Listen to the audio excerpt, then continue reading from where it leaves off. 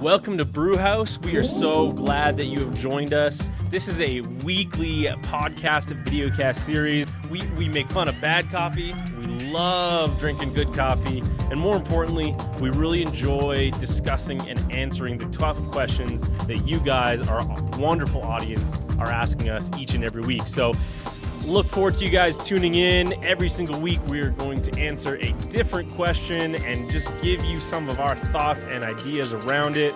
We would love participation, so please feel free to comment, email us, provide us feedback. We want to hear from you because this is only as good as the questions you ask. All right, well, here we are. This is our third actual podcast videocast, man. Third episode, episode 2. Of Brew House, yes. We'll see how confusing that is for people. Yes, because we actually did an introduction. We did an intro, but we called it an intro, not episode 1. Exactly, so this is kind of like Star Wars. You get the last 3 before the first 3. It worked out well for them, didn't it? And then they have the other 3 that we all just want to forget. So there you go. Anyway, so yes, this is episode 2. We want to thank you for tuning in to Brew House. And today was your day. Yep. To do coffee. To bring in some coffee. Yes. So what do you have for us, man? Well, I love drip coffee. Yes. Right? Nicely ground coffee. So I'm going to pour you a glass here. I got a nice little beaker here. Yep. I brewed it just a couple minutes ago. Yep. So it should be nice and fresh. We'll see if I spill it. Okay. That'd be embarrassing, wouldn't it? Dude, you don't have to make fun of me for last week, bro. Oh, sorry. All right. So this is one of my favorite coffees.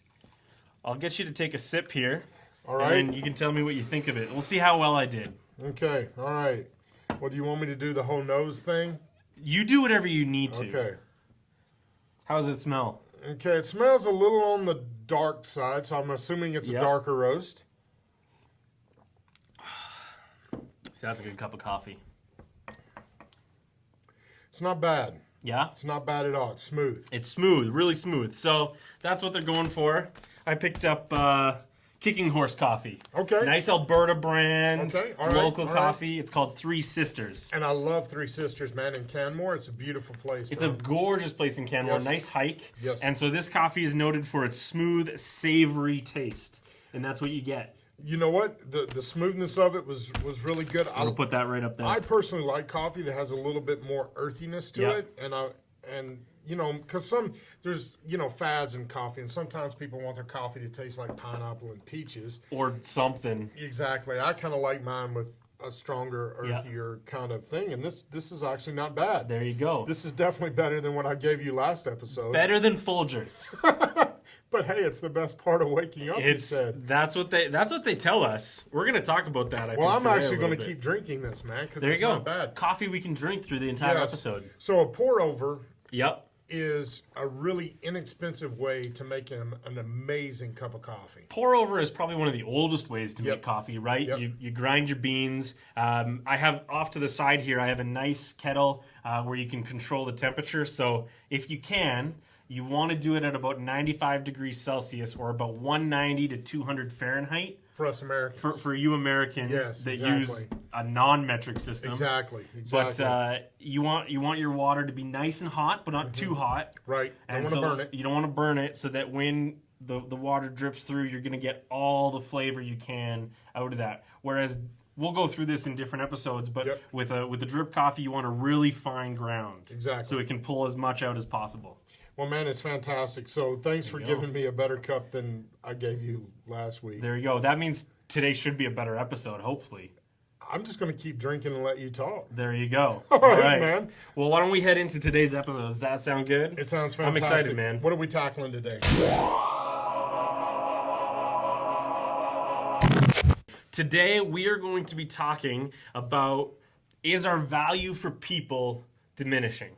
And we thought that this was a really interesting question that we've had posed to us and that we wanted to talk through. And that is, has our value on people shifted, not only through COVID, but just the last number of years? Where have we gone as people, as a group, and for us in a faith community, how have our values shifted? Okay. So what do you think? Well, interestingly enough, I think a couple of things. Number one, I would say that in Canada, I would say that we're ahead of the U.S. in a good way, and that we tend to still care about communities more, the group kind of dynamic. In the U.S., there's a lot of the individual rights, individual think, which is not a bad thing, but my rights against your rights and that kind of deal. Whereas in Canada, I find it kind of refreshing. Number one, it's a lot of ethnicity. Yes, exactly. That one. That'll go on the blooper reel. There you go. But there's a general overall, I think a care and concern for community in some ways. Yeah. However, the second part of that question that you asked me around our concern for people, I'm going to answer it like a politician. Oh boy. Okay. I'm ready. I'm going to say yes and no. Yes and no. Exactly. All right. So don't try to pin me down here. Okay. Right? Something that'll come back and keep me from getting reelected. So what does yes and no look like? Okay, so yes for me is that we definitely, especially through COVID right now, we have our value for our peer group, our friends, our family, extended family has absolutely increased. I feel like we miss our friends, we miss the contact, we miss our regular get-togethers without worrying about all the regulations that are superimposed right now. Yep. But the no side of me is saying that I think while we're caring about our peer group, our families, our friend groups, I would say actually I think our value for people is actually diminishing outside of that. That's interesting, because it's interesting that you mentioned outside of that really close peer group, because I think we can all understand and acknowledge that relationships are one of the most important aspects of our lives, right? We place more value on relationships than almost anything else, because they provide us love, they provide us security, they provide a lot of our basic needs, right? And in the 21st century, I would argue we're probably the most connected that we've ever been. Oh, absolutely. Or the ability to be connected, right? With our family and peer group, right? You can be half a world away and FaceTime your grandkids or whatever you want to do. Exactly. And so we're so connected with that close group, but as a society and as individuals, outside of that peer group, we just don't spend or invest as much energy with them. And I think when we stop investing in people, our value for them is just lost. So it might not be going down, but it's definitely not going up. Exactly. Because we're just not thinking about it. Right. And I do think that our patience level for people, especially if people disagree with us, our patience level is actually dropping for people. And I think, and you and I have talked quite a bit about this, is I think, people live in all different kinds of places and spaces, right? And some are in the margins, some are probably closer to something that we'll talk about in future episodes around groupthink and all those kind of things. Yeah, that's right. But there is this I don't know, somewhat of a polarization that takes place, and so my value for people who disagree with me, it may not be going up and down, but my patience level is definitely not where it should be for people who disagree with us. Yeah, I think that's really strong. If we look at society just in general, right, and when we think about the value that we place on people, there really isn't a common value system anymore, right? Whereas if we look back at different periods of history, there was almost an agreed upon value system where everyone adhered to the same values. Right. And those may be good or bad, but they still adhered to I'm not saying any one system is better than another, but there was an agreed upon system of value. Right. Family was there was a core value around that. There was core values around other aspects. And definitions of what actually constitutes family. Right. Those definitions were different. Exactly, right? And so when there was a common value system, people could easily understand and integrate into those circles. Whereas now, there's a lot of definitions, and there's a lot of value systems in place in society. Some of them are more materialistic, some of them are more egocentric, and without any interest in other beings, we lose the ability to engage with people of a common value system. And so, again, I think it's a fascinating question. I don't think our value of people has diminished. I just think we're choosing to value people close to us that give us what we're looking for. But there was actually something that, when Brendan and I was actually talking through this, there was something you said that I would like to maybe get you to talk a little bit more about, because I actually think it was very powerful. We're investing in the relationships that we are receiving something from. Yeah, I think all of us have needs, right? Human basic needs. And so, like I was mentioning earlier, we look for safety, we look for security, we look for affection, all these basic human needs. But as our peer groups have really closed in on themselves, we invest in very few people because those are the individuals that usually fulfill our needs. And because our social circle is so small, the people that don't provide us anything just aren't included in that anymore. Right. Well, I think what's interesting is you and I, believe it or not, most people are not going to believe this, but we're human. We are. Shocking truth. I mean, as near to perfection as we actually are, we are human. People are going to be laughing at that. Well, that's the point, right? But we are human. And so you and I know what it's like everyone else, to know what it's like to really, especially through this time of kind of global crisis, et cetera, how we're longing for relationships. So I miss my family big time right now because they're down in the States. They're down in and the you States, can't go visit them right now. And I can't. And so that's driving me nuts. I got nieces and nephews, brothers, sister, parents that I would love to hang out with. So with that, I think there is this human element, but then you and I also lead a faith organization. That's right. And that faith organization has kind of a different set of guidelines than sometimes what we go by from a human perspective, right? Yeah.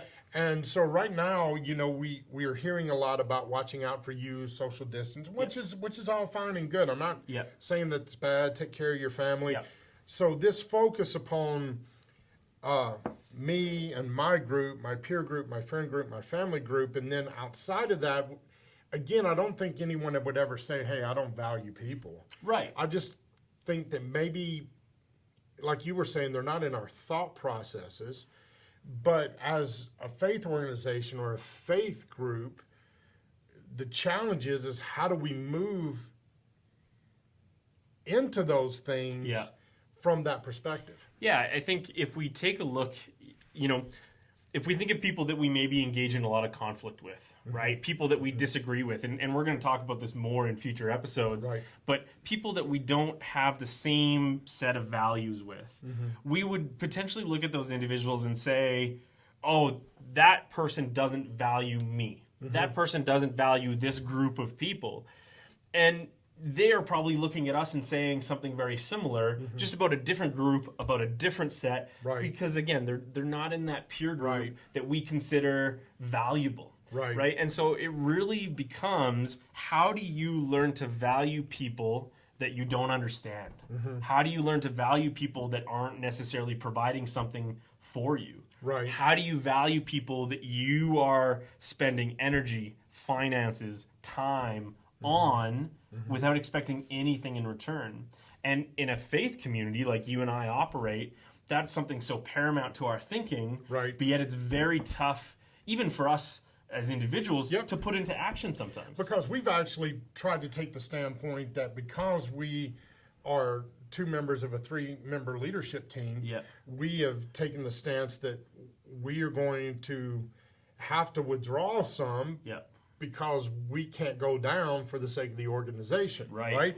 And so we're not saying that these are easy questions or even that we have answers. We got some ideas around some of this, but I think what's really interesting is, and we've talked about this, is the church has a history, a long history of how we engage with people in crisis.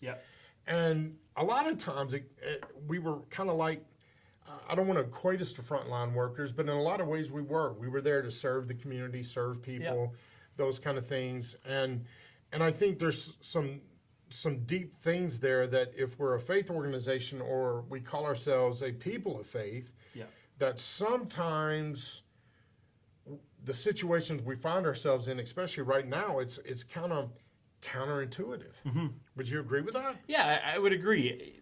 There's plenty of examples of faith-based organizations doing incredible humanitarian work. Yep. And on the whole, I think faith-based organizations across the world of different faiths value people. Right. It doesn't always translated that way, or it doesn't always come across that way. And I think even our church, the one we operate in, our faith organization, we've made mistakes. There's times we maybe haven't valued people the way we should have, because again, we are simply operating from our frame of reference. And I think, I don't say that as an excuse, right, but I think it's really important when we talk about how we value people, we are always coming almost with a bias, right? We're coming with our own set of experiences, our own teaching, our own upbringing, and it's difficult to remove ourselves from that. And learning how to do that is probably one of the most challenging things we'll ever do. And I think that's one of the things that we have been trying to navigate, especially as a faith organization. How do we meet? How do we connect? Yeah. How do we invest in people? How do they invest in us? And some of, really where and I don't blame the thinking, but sometimes it's like, you know what, we're good. My friend group is good. My peer group is good. And again, it's not bad, but that's just kind of the thinking. Yep. Whereas we're not thinking about, well, what about the single person? Or what about the person that is living in high levels of dysfunction? Or they feel ostracized from community and those kind of things. And so it's really a tough balance to try to work through these tough questions, I think. Yeah. So it's a big question. Like you said, we have a lot of thoughts around this.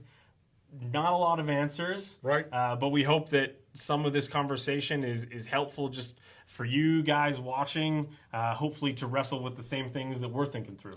So what kind of questions would you say that people should be asking? I've got a couple in my mind. I'm thinking, first of all, like when you move outside of that group of connected individuals, what is your patience level towards other people?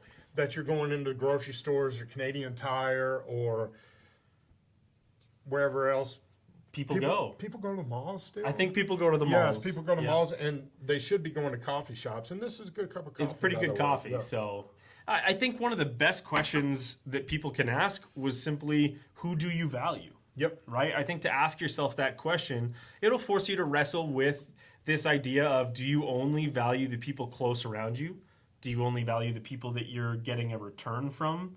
Or do you have value on people in general? If that's the answer, if you value something, there should be a corresponding action that shows that, right? And I think, that's something that has been difficult for me sometimes to wrestle with, because I'll say that I value people, but then my actions don't always support it. Exactly. And then it forces me to recognize that I need to do more to really put that into action. Well, interestingly enough, I think I might share this story that I was telling you about. Sure, yeah, go for it. I was at one of the most beautiful places that I think probably in the world. Yeah. I mean, it's top, it's stellar. Marine Lake. Marine Lake's beautiful. Absolutely stellar. If you haven't been there, like, punch in Google. Do we say Google? No, Safari. Go to Safari, absolutely, because we're Apple people. Yeah. Go to Safari, pull up images. It is exactly how the images portray it. It's absolutely beautiful. And I noticed that there was, people try to get away from people to get the photographs, so it looks like they're in the wild by themselves, that kind of deal.